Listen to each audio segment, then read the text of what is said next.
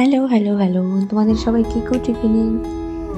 আমি আজকে কলেজ থেকে এসে ঘুমিয়ে পড়েছিলাম। আর উঠে দেখি অনেকটা সন্ধ্যা হয়ে গেছে, মানে রাত্রি হয়ে গেছে বলতে গেলে। তো আমি তাড়াতাড়ি হাত মুখ ধুয়ে সন্ধ্যা দিয়ে দিয়েছি ঠাকুরকে। সন্ধ্যা দেওয়ার পর আমি বই নিয়ে বসেছি। কালকের জন্য পড়া কমপ্লিট তো করতে হবে। তো তাড়াতাড়ি এদিকে আমি বই নিয়ে বসেছি, কিন্তু তার সঙ্গে দেখলাম পাশেই কুরকুরের প্যাকেট। তাই সেটা খাওয়া দাওয়া করেই আমি পড়তে বসেছি। কিছুক্ষণ পড়েছি, ঘন্টাখানেক পড়ার পর আমার অনেক খিদে পেয়ে গেছিলো। আর আমি এর আগে দেখেছি পনির আর দুধ দিয়েই অনেক সুন্দর একটা কালাকাঁদ, মানে মিষ্টি ঠাকুরের পছন্দের সেটা বানানো। তো তাই আমি দোকান গিয়ে পনির কিনে নিয়ে এসেছি আর এসে রুমে এসেছি। কিন্তু আমি তোমাদের বলে দিই যে আমি এটা আগেই বানাতাম, কিন্তু সেদিন আমার সঙ্গে আমি ইনস্টামার্টে অনেক কিছু অর্ডার দিয়েছি, সবই এসেছে।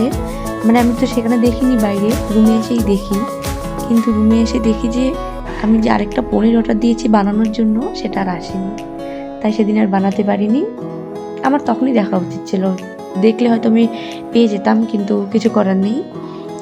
তো তাই আমি দোকান থেকে আজকে ওটা বানাবো বলে নিয়ে এসেছি। দুধ সেদিনেরই ছিল, দুদিন আগের এটা ঘটনা।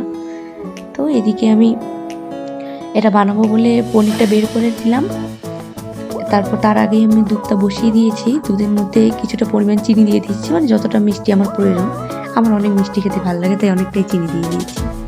তো চিনি দেওয়ার পর একটু দুধটা মানে একটু যাতে গরম হয়ে যায় তার জন্য বসে দিয়েছি। আর এদিকে আমি পনিরটা কেটে ভালোভাবে মানে একদম মুছতে নেব বলে আমি রেখেছি।